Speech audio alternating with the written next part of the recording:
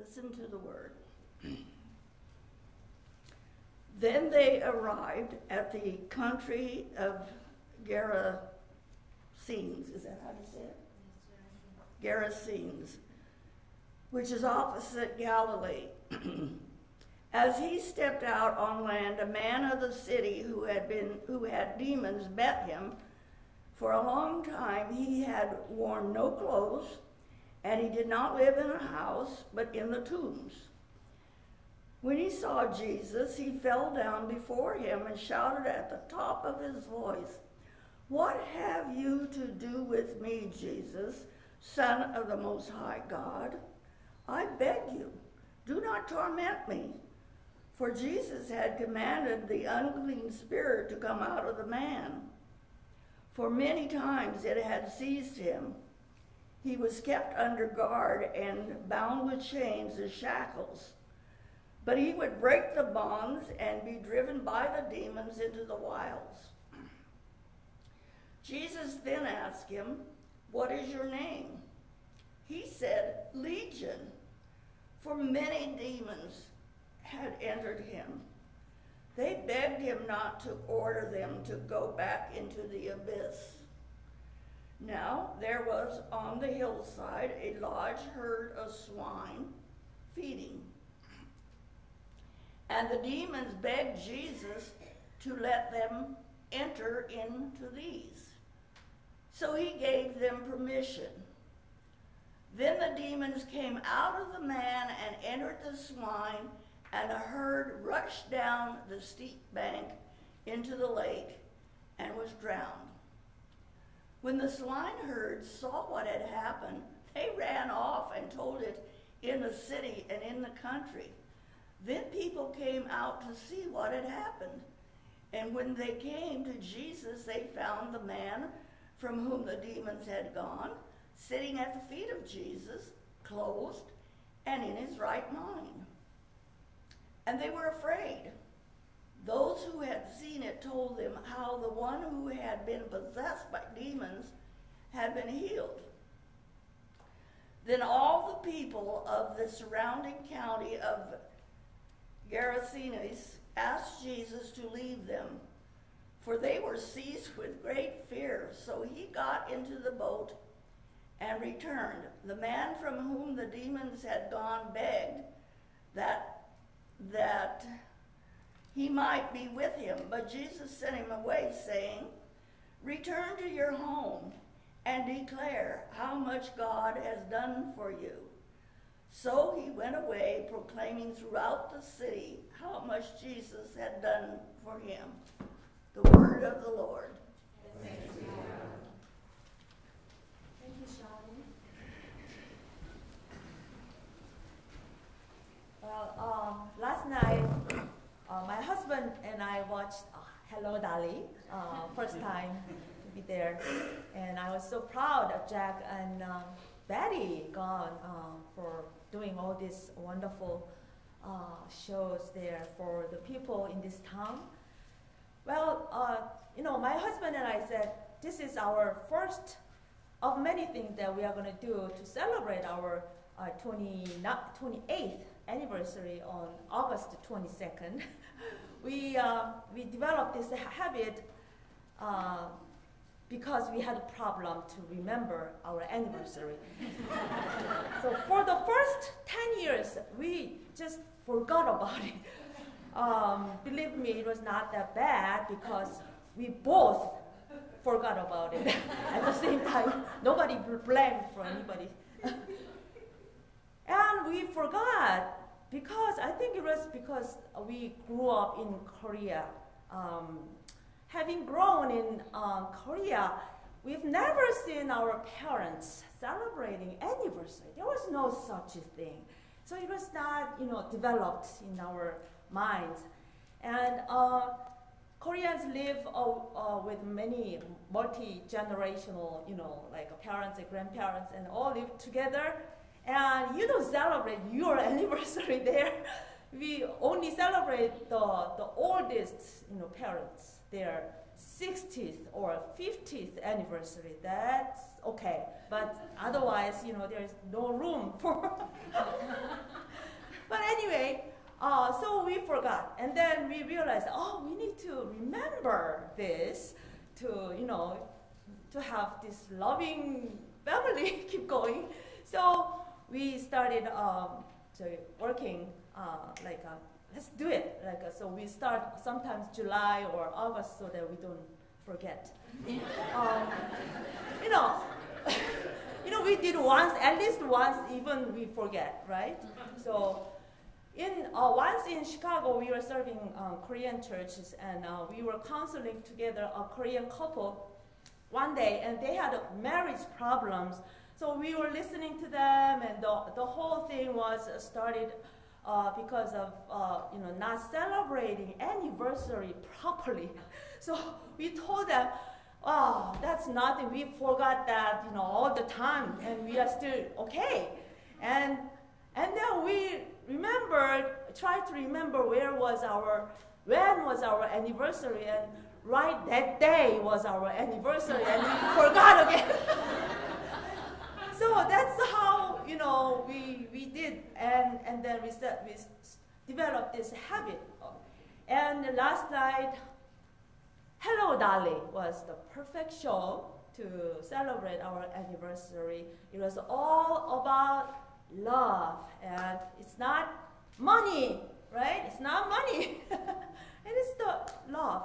And today's text, Jesus is challenging us to focus on loving in our journey, not on the money. Okay?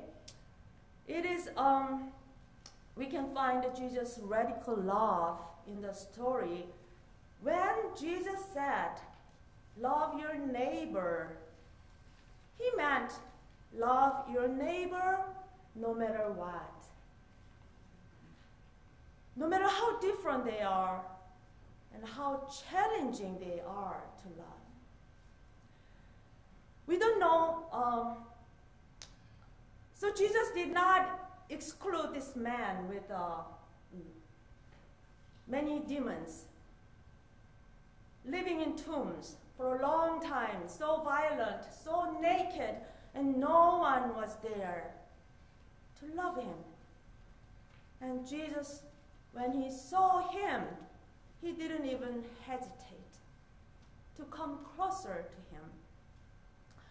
We don't know exactly what was this man's illness, because in those days, people did not recognize mental illnesses as medical condition, and they were just considered as some kind of spiritual thing, possessions of by some supernatural demonic power, and thus they were cursed by God.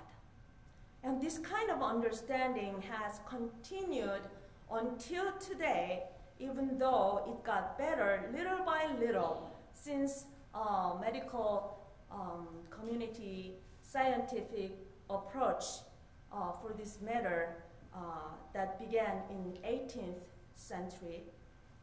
So mental illness has been the source of fear for a long time.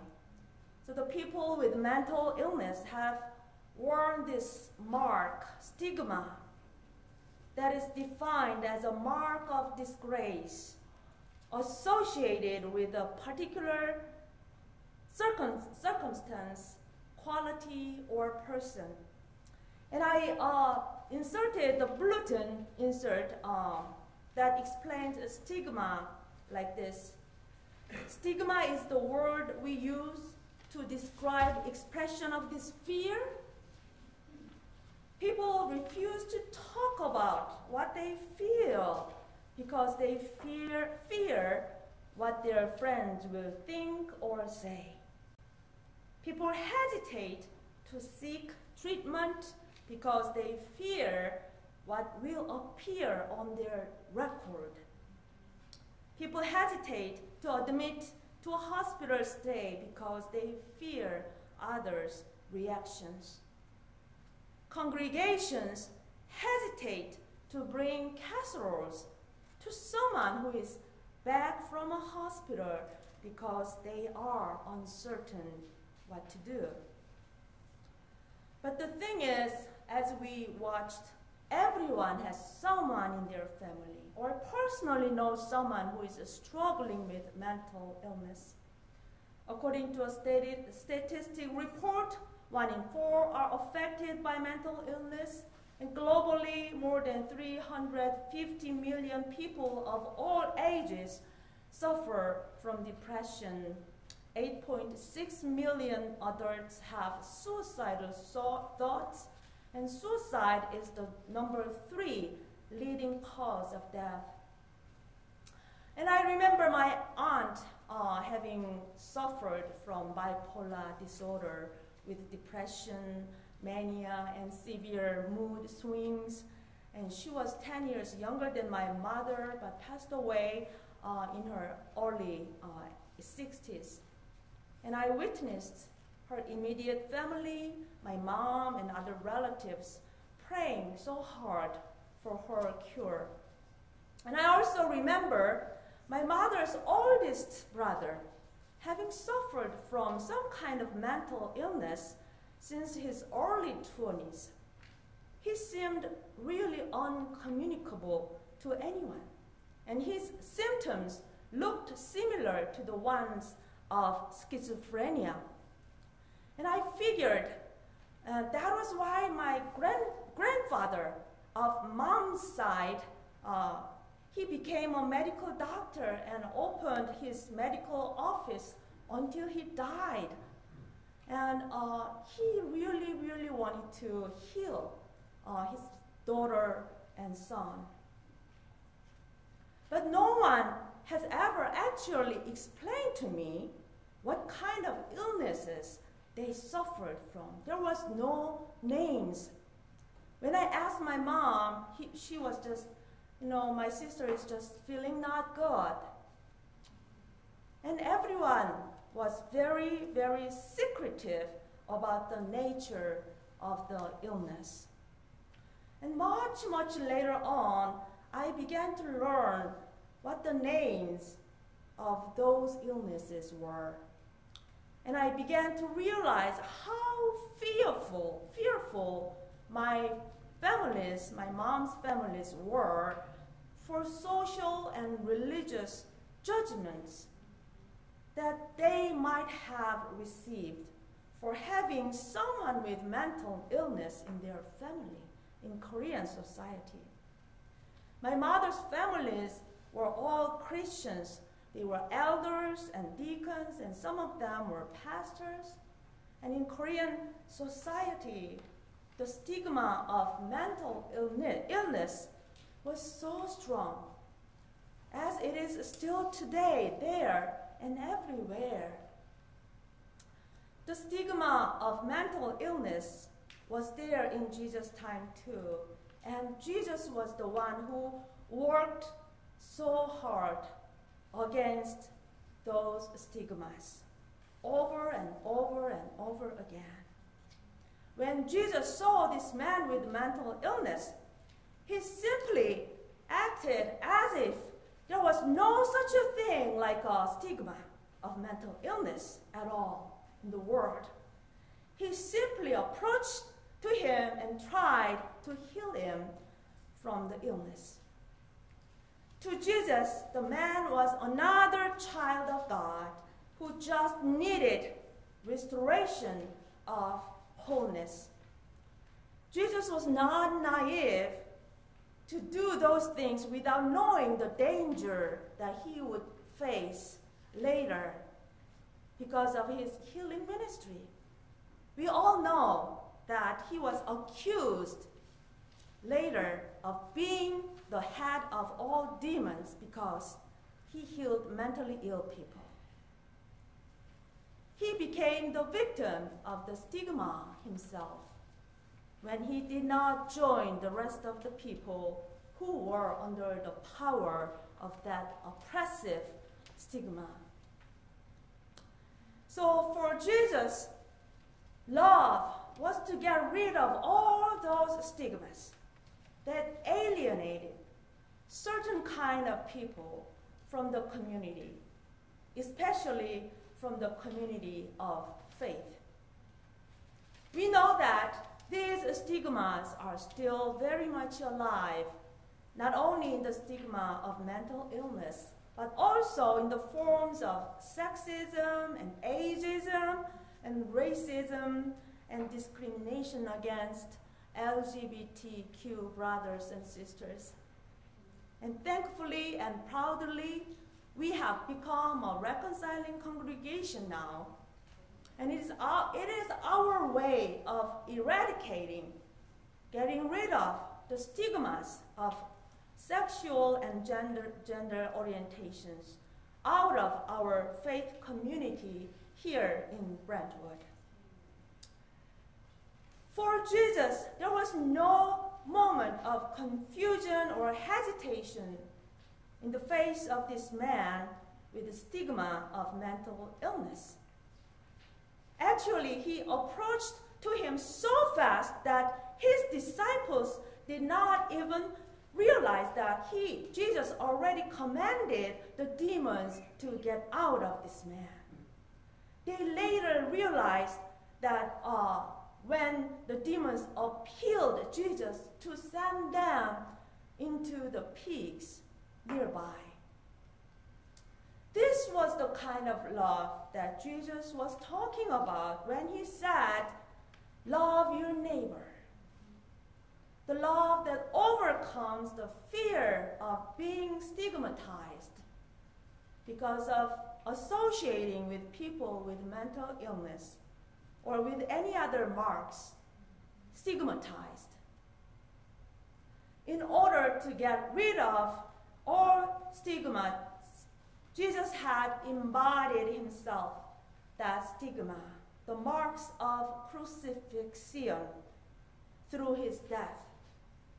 So when he died together with all the stigmas in the world. When he was resurrected, he showed his stigma to his disciples that were already transformed into the signs of God's steadfast love and everlasting power. Likewise, when we approach our brothers and sisters with the stigmas, with Jesus' love, their stigmas would be transformed into the signs of God's love. Jesus healed the man and restored him to wholeness. The verse 35 says, people found the man sitting at the feet of Jesus, clothed and in his right mind. The man wanted to follow Jesus, but Jesus told him otherwise, saying, return to your home and declare how much God has done for you. So he went away, proclaimed throughout the city how much Jesus had done for him. So the mission for him was to build up the caring community where Jesus' love is very much alive. The stigma of this man became the signs of God's power and Christ's love. In the process of healing, 2,000 pigs were drowned. We don't know exactly why Jesus allowed demons to get into the multitude of pigs. You love pigs, right? Bacon is my favorite, my husband's. But the presence of pig farm tells us that this happened in a Gentile town because no Jews had ever had a farm that raised pig, right? The unclean animal. So the killing of pigs must have not had so much religious significance, but something else. And I think it had meant some kind of financial loss to the people in the town. Taking care of mental patients takes a lot of money. Financial sacrifice could be more feared by people than any other losses.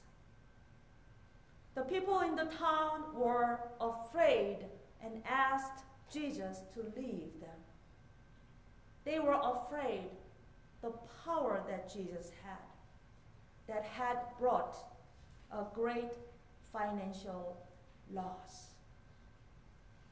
To their eyes, the restoration of this man was not big enough. To their eyes, Jesus' power represented destructive financial loss. So Jesus was challenging the people in the town and us today, if they or we would be willing to pay the price to restore one person with mental illness to wholeness, one person who is broken, who has lost their community, no fellowship, no hope, for their restoration. How much are we willing to sacrifice? Jesus is challenging us today if we are willing to pay the price. Because Jesus himself first paid the price personally. He was accused of the head of the demons, as he deeply associated with people with mental illness. And now he challenges us, what kind of price are we willing to pay for this ministry? What Jesus showed us through today's text was how to build care community. You know, in the bulletin insert of mental health, you may find caring community. It says 5 things, but I modified it and made it simpler because I cannot remember 5 things, but I can make 4. So I printed it out on the sermon in your hands, so we can do maybe 4 things that qualify care communities. C means covenant, to understand and love persons with mental illness and their families. And A is for advocating for better access, funding and support for mental health treatment, and speak out on mental health concerns.